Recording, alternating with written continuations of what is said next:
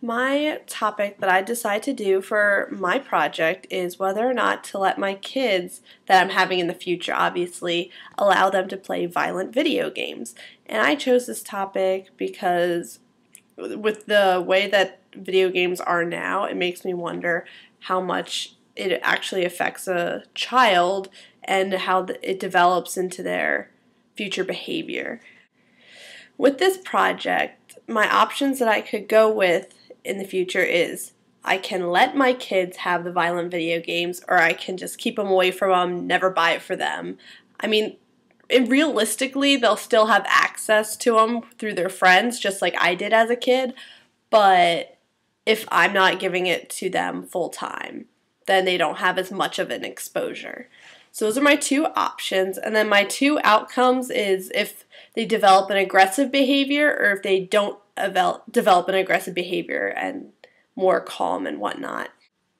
So overall, the research that I did, a lot of the research done, each of the studies seemed to come up with this almost the same type of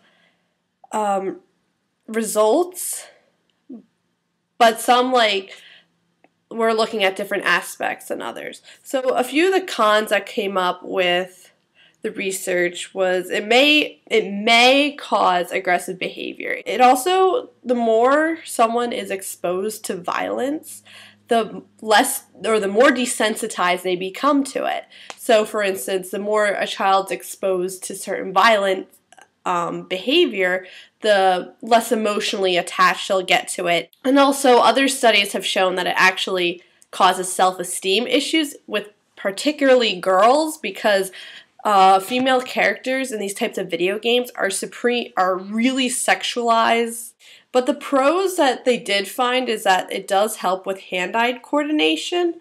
I mean, a few of my friends nowadays just actually say that all their video game playing time actually help with their own hand-eye coordination, but they also found it in research. And also, depending on if the video games are connected to Xbox, they actually show that it increases their social skills, but I think that's strictly social skills on the internet, because some people pretend to be one person on the internet where in reality they aren't that at all. So some limitations on this research: it's really hard to measure a probability on a topic like this, especially when you're trying to measure a probability of how likely a kid might develop aggressive behavior from this, because honestly you can't tell because there's so many different variables with the child's life. And it's also, again, people are unique to how they react to these types of video games. When I was approaching this problem and trying to come up with a scientific/numerical solution, it's kind of really difficult to, and I'm still kind of in the process on trying to figure that out. Coming up with utility values for this was kind of hard because there's a lot of different variables involved with developing these numbers.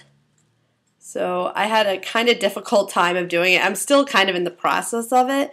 It's also really hard to determine probabilities because a lot of the research I've been finding doesn't have percent risk of letting your child play games. So developing a probability. So this portion of the presentation is actually kind of difficult to talk about because I'm still in the process of trying to figure out all these numbers. So it's really hard to figure out what strategy to use too, since I don't have any of those probability numbers.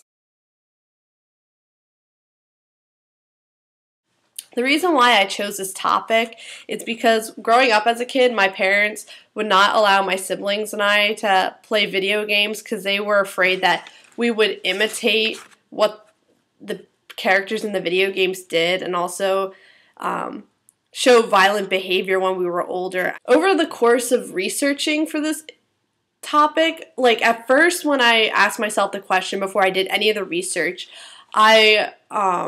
to let my kids play violent video games, I automatically went no. Why would I let them play it? Because violent video games now are a lot more graphic and detailed than they were back then, and I just think it's ridiculous. But as I was looking at the research and just from talking to people, they said as long as you limit it and don't let them just play them all the time in their bedroom and not socialize with friends at all. Usually kids turn out okay. So I might, but with limitations. We'll see when we get to that point in the future. What I learned in this class I'm going to use with other future decisions because I think it's really helpful to look at the scientific data to support a decision rather than just my judgment alone, because just that might not be enough to convince someone else or to convince myself to make a certain decision. So I definitely want to use stuff from this class. This topic I'm going to probably keep looking at because just keeping an eye on the technology development of video games, because in the future it might be more interactive and more realistic. Like, for instance, we might come out with a fake knife.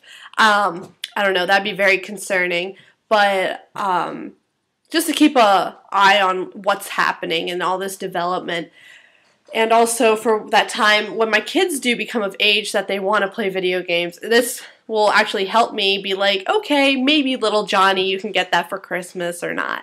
So this whole project having to do with blogging, I think I would definitely continue to blog outside this class because I think it's really cool for using the social media to connect people with similar interests to see like what they're up to.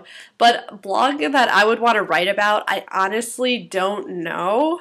I mean, I've had a few ideas over the past couple of years, but I actually 2 summers ago did a vlog, which I constantly had to update every week because I use that in a way to keep in touch with my roommates, which was going on in my life. So I think vlogs are a lot more fun just because for me is a lot more easier than writing it out.